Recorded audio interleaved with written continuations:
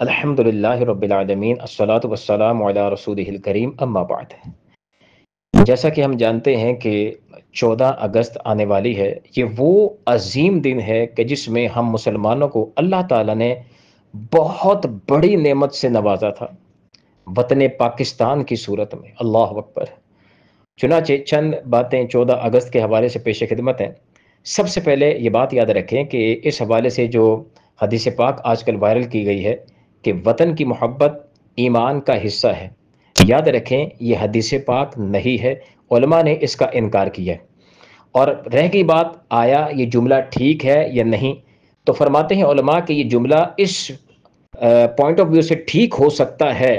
کب، جب ہم یہاں وطن سے مراد مکۃ المکرمہ لے لیں کہ وہاں کعبہ معظمہ ہے، اسی طرح نبی پاک علیہ الصلوۃ والسلام کی وہاں جو ہے پیدائش ہوئی ہے، آپ وہاں رہے ہیں، اور اسی طرح اگر یہاں وطن سے مراد مدینہ المنورہ کو لے لیا جائے کہ وہاں نبی پاک علیہ الصلوۃ والسلام اب بھی تشریف فرما ہے، آپ کا نورانی پر نور شہر ہے، تو اگر یہاں وطن سے مراد ان دو مقدس مقامات کو لے لیا جائے تو جملہ اب ٹھیک ہے کہ ان مقدس مقامات کی محبت یہ ایمان کا حصہ ہے۔ تو یہاں تک کی گفتگو کا خلاصہ یہ بنا کہ پہلی بات یہ ہے کہ یہ حدیث پاک نہیں ہے، دوسرا یہ جملہ صحیح ہے کہ نہیں صحیح، تو یہ صحیح صرف اس صورت میں ہو سکتا ہے کہ یہاں اس وطن سے مراد ان دو مقدس مقامات کو لے لی جائے تو پھر یہ جملہ ٹھیک ہو سکتا ہے۔ لہٰذا آئندہ اگر کسی نے اس پر بات کرنی ہے تو اس میں احتیاط ضروری ہے کہ اس کو حدیث پاک آگے کر کے جو ہے وہ بیان نہ کیا جائے، اور اس کی پھر یہ وضاحت کر دی جائے کہ اگر یہ جملہ ہے تو صرف اس معنی میں ٹھیک ہو سکتا ہے بس۔ امید ہے اس حوالے سے آپ مسئلہ سمجھ گئے ہوں گے۔ اچھا، دوسری بات یاد رکھیں کہ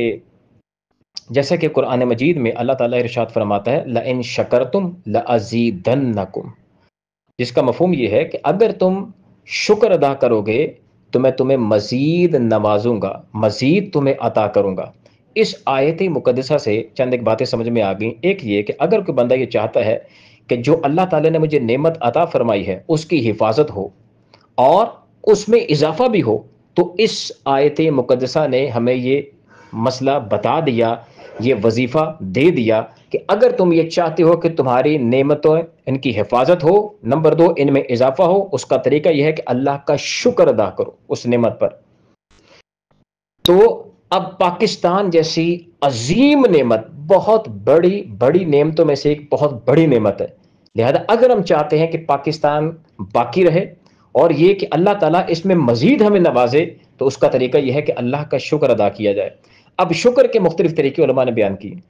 شکر کا ایک طریقہ یہ ہے کہ جو نعمت جس مقصد کے لیے دی جائے اس کو اسی میں استعمال کرنا، یہ اس نعمت کا شکر ادا کرنا ہے۔ جیسے میری آنکھ ہے، اگر میں چاہتا ہوں کہ اپنے اللہ کا اس آنکھ پر شکر ادا کروں تو اس آنکھ کو فقط ان معاملات میں استعمال کروں گا جہاں میرا اللہ چاہتا ہے، اور جن معاملات کو دیکھنے سے میرے اللہ نے مجھے منع فرما دیا ان سے اس کو باز رکھوں۔ یہ ہے ایک طرح کا شکر ادا کرنا، اس نعمت پر میں نے شکر ادا کی ہے۔ اور اگر اللہ کی نافرمانی والے کاموں میں اس کو استعمال کروں گا تو یہ اللہ کی ناشکری کہلائے گی۔ ایک بات اگر آپ اس کو سمجھ گئے تو اب اس طرف آئیں۔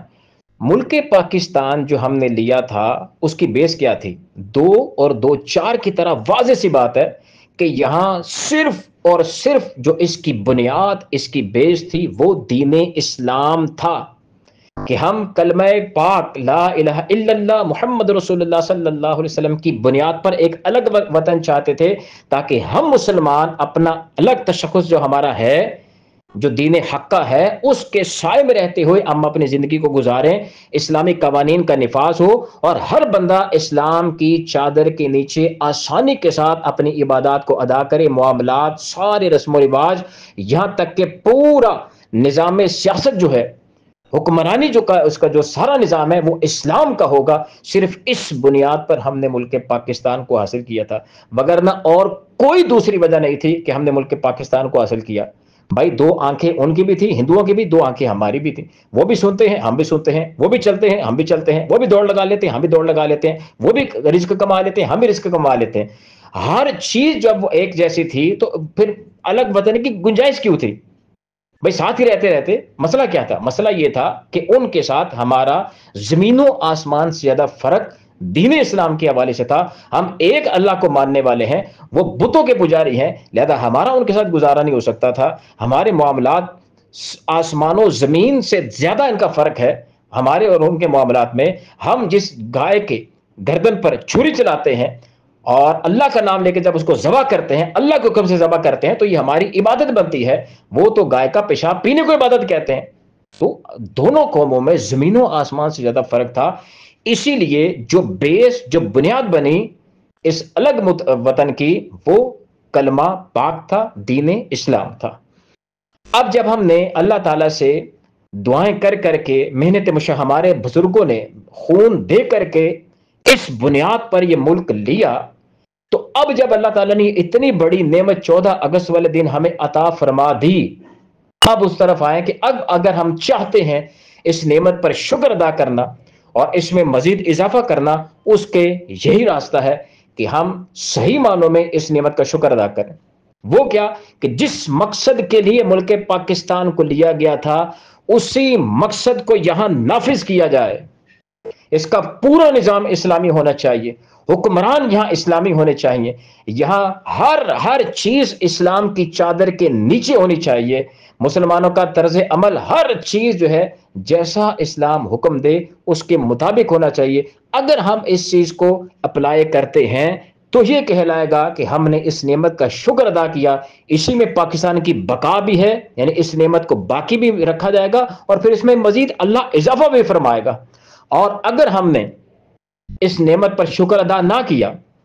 یعنی جس مقصد کے لیے اللہ تعالیٰ نے ہمیں یہ ملک پاکستان دیا ہے اس کے مطابق یہاں ہم نے معاملات نہ کیے، تو پھر بہت بڑے خطرات سے ہم لوگ دوچار ہو سکتے ہیں۔ اور آج ہماری جو صورتحال ہے، کم و بیش 70 سال سے زیادہ ہو چکے،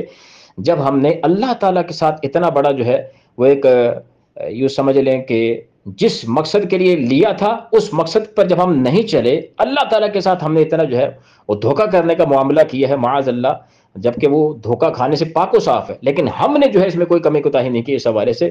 کہ ہم نے جو اللہ تعالیٰ سے وعدے کیے تھے اس کے برخلاف جب ہم نے 70 سال ہو گئے کیے ہیں، تب آپ اندازہ کریں کہ آج جس سٹیج پر پاکستان کھڑا ہے انتہائی خطرناک صورتحال ہے۔ ہر دوسرا بندہ پریشان ہے، سیاسی، معاشی، معاشرتی ہر لحاظ سے پاکستان جو ہے وہ اس قدر گراوٹ کا شکار ہے کہ جتنی اس پر بات کی جائے اتنے کم ہے۔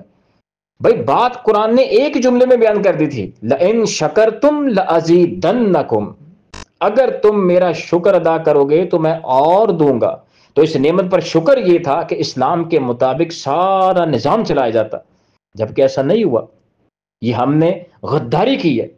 جس مقصد کے لیے ہم نے نعمت حاصل کی تھی اس مقصد کو پس پشت ہم نے پھینک کے اپنی مرضی جو ہے یہاں تھوپنا شروع کر دی ہے۔ اور آج تو علل اعلان اسلام کے خلاف ایسی بکواسات کی جا رہی ہیں، علل اعلان اسلامی پاکیزہ قوانین کی دھجیاں اڑائی جا رہی ہیں کہ ہم تصور بھی نہیں کر سکتے۔ آپ کے سامنے ہے اسلام کا قانون کچھ ہے، لیکن یہ ایسے قوانین آج سامنے لے کے آ رہے ہیں جو سراسر اسلام سے ٹکراتے ہیں۔ تو جب قوم کی حالت یہ ہو جائے کہ اللہ کی اس عظیم نعمت کی اس قدر ناشکری کی جا رہی ہو، تو وہاں پھر اللہ کی رحمتیں، اللہ کی رضا کیسے آپ کو مجھے مل سکتی ہے؟ قرآن مجید میں اللہ تعالیٰ نے سورہ بقرہ میں ارشاد فرمایا، فَاذْكُرُونِي أَذْكُرْكُمْ وَاشْكُرُوا لِي وَلَا تَكْفُرُونَ، وَاشْكُرُوا لِي میرا شکر ادا کرو اور کفر نہ کرو۔ تو یہاں ناشکری کو کفر قرار دیا گیا ہے۔ اب آپ اندازہ کریں 70 سال سے زیادہ ہو گئے، ہمیں اتنی بڑی نعمت ملی اور ہم نے کس قدر اللہ کی ناشکری کی ہے۔ تو جب قوم اجتماعی طور پر اللہ کی نافرمانی کی طرف آ جائے تو وہاں حالات بہتر نہیں ہو سکتے۔ میں تو یہ کہتا ہوں کہ دنیا کا کوئی حکمران جس کو آپ سمجھتے ہیں کہ بہت سیانہ ہے، بڑا اچھے طریقے سے ہینڈل کر سکتا ہے، اس کو لے آئیں پاکستان میں اور وہ کر دے پاکستان کے حالات، کوشش کرے پاکستان کے حالات بہتر کرنے کی۔ نہیں کر سکتا، کیوں؟ چونکہ قوم نے اجتماعی طور پر اللہ کے ساتھ جو ہے اس حوالے سے غداری کا معاملہ کی ہے۔ ہمارا ریڑھی پہ کھڑا ہوا شخص سے لے کر کے اوپر تک کرپشن، خیانت، دھوکہ، فراڈ، سب چیزیں جو ہیں ہمارے ہاں یہاں پائی جاتی ہیں۔ ہر بندہ الا ماشاءاللہ دوسرے کی جیب کاٹ کے اپنے تجوری بھرنے کی ذہن سے جو ہے اٹھتا ہے، اسی حوالے سے سارا دن گزارتا ہے، اور رات کو جو ہے جو جھوٹ بول کے، جھوٹی قسمیں کھا کے، دھوکے دے کے، فراڈ دے کے لا کے اپنے بچوں کو کھانا کھلاتا ہے۔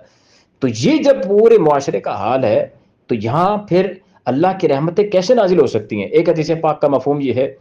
جس میں ارشاد فرمایا کہ جب اللہ کسی قوم سے ناراض ہوتا ہے تو وہاں یوں اجتماعی عذاب نہیں بھیجتا، لیکن وہاں عذاب کی صورت یہ بن جاتی ہے کہ وہاں اللہ تعالیٰ مہنگائی کر دیتا ہے، ہر چیز کا ریٹ چڑھ جاتا ہے۔ تو ایک اس عذاب کے ٹکڑے میں سے یہ بھی ہے کہ وہاں مہنگائی ہو جاتی ہے۔ اب پاکستان کے آج حالات دیکھ لیں، میں کہتا ہوں کہ کوئی حکمران ہو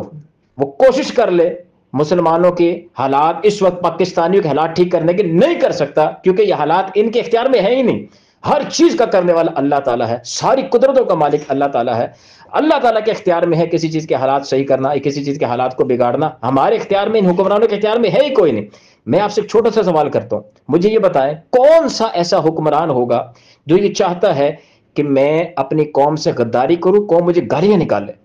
رات دن مجھے جو ہے وہ گالیاں پڑیں، لوگ میرے خلاف ہو جائیں، مجھے آئندہ الیکشن میں جیتنے کا موقع نہ دیں، بس میرے خلاف ہو جائے میری قوم؟ کوئی ایسا حکمران ہوگا؟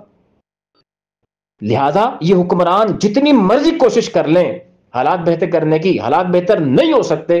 جب تک ہم لوگ اس بغاوت سے باز نہیں آتے، جب تک ہم اس نعمت کو اس کے اصل مقصد میں استعمال نہیں کرتے، جب تک ہم یہاں ملک پاکستان میں اسلام کو نافذ نہیں کرتے، جس کے لیے ہم نے اللہ تعالیٰ سے یہ ملک پاکستان لیا تھا۔ اس سے پہلے کوئی تصور نہیں ہے کہ یہاں کوئی سکون، کوئی اس طرح کا معاملہ، کوئی رحمتوں اور برکتوں کا معاملہ ہوگا، نہیں ہو سکتا، کیونکہ ہم نے غداری کی ہے اور ہم نے جس مقصد کے لیے اس عظیم نعمت کو لیا تھا اس کے خلاف کیا ہے۔ لہذا کوئی حکمران ہمارے حالات بہتر نہیں کر سکتا۔ آج ہم لوگ اجتماعی توبہ کی طرف آ جائیں،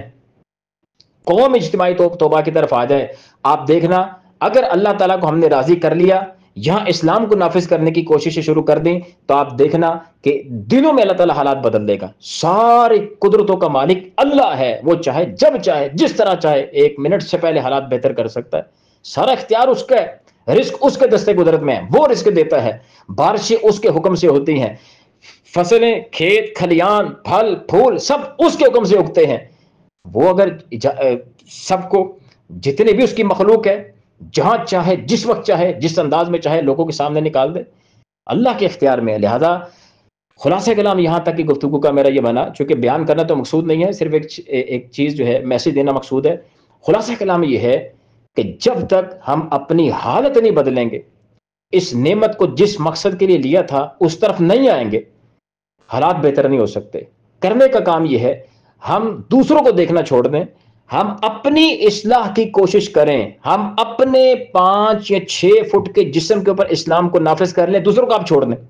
آپ نہ دیکھیں کہ بھائی دنیا کیا کر رہی ہے، یہ صحیح ہوگا تو یہ ہوگا، ایسے ہوگا تو ویسے ہوگا، بھائی نہیں، میں اپنی ذات کو ٹھیک کر لوں، انشاءاللہ ہمارے لیے اللہ تعالیٰ آسانیاں پیدا فرما دے گا۔ تو کرنے کا کام یہ ہے ہم نے اپنی ذات پر اور جتنے ہمارے ماتحت اللہ تعالیٰ نے افراد کر رکھے ہیں اپنے بیوی بچوں کے حوالے سے، ان کی اصلاح کی کوشش کریں، اسلام کے لیے اپنے دروازوں کو کھولیں، انشاءاللہ اسلام گھروں میں آئے گا تو آپ دیکھیں گے کہ اللہ تعالیٰ حالات ہمارے کم از کم بہترین انداز میں کر دے گا، سکون کی زندگی عطا فرمائے گا، بہترین رزق عطا فرمائے گا، اللہ کی خاص رحمتوں کا نزول ہوگا۔ تو اللہ تعالیٰ ہم سب کو اس پر عمل کرنے کی توفیق عطا فرمائے۔ چند ایک باتیں میں نے عرض کی ہیں جس کا پورا کا خلاصہ یہ بنتا ہے، اسلام کے لیے اپنے گھروں کے دروازے کھولیں، اپنے جسموں پر اسلام کو نافذ کریں اور اس کو آگے پہنچانے کی کوشش کریں، انشاءاللہ آپ دیکھیں گے کہ ملک پاکستان کے حالات کتنی جلدی جو ہے بہتری کی طرف آ جاتے۔ اللہ تعالی ہم سب کو صحیح معنوں میں دین سیکھنے، سمجھنے کی، اسلام پر عمل کرنے کی توفیق عطا فرمائے، آمین یا رب العالمین۔ ہاں آخر میں صرف اتنی سی بات یہ ہے کہ 14 اگست والے دن یہ جو نوجوان موٹر سائیکلوں کے جو ہے سلنسر نکال کے اور پٹاخے بجاتے اور باجے بجاتے اور موٹر سائیکلوں کے جو سلنسر پھاڑتے ہوئے یہ نظر آتے ہیں، یہ سب ایک عجیب قسم کی صورتحال ہے۔ یہ تو مقصد ہی نہیں تھا، نہ یہ خوشی منانے کا کوئی طریقہ ہے جس میں اتنی جانیں ضائع ہو جائیں، جتنا مال ضائع ہو۔ اللہ تعالیٰ ان کو توبہ کی توفیق عطا فرمائے، اور جو حقیقی شکر ادا کرنے کا طریقہ ہے کہ نفلی نماز پڑھی جائے، کثرت سے استغفار کیا جائے، اللہ کا شکر ادا کیا جائے، تو یہ بہرحال طریقہ ہے۔ اللہ تعالیٰ ہم سب کو صحیح معنی میں اس نعمت کا شکر ادا کرنے کی توفیق عطا فرمائے، اسلام کو اپنے جسموں پر، اپنے گھروں پر نافذ کرنے کی توفیق عطا فرمائے، آمین یا رب العالمین۔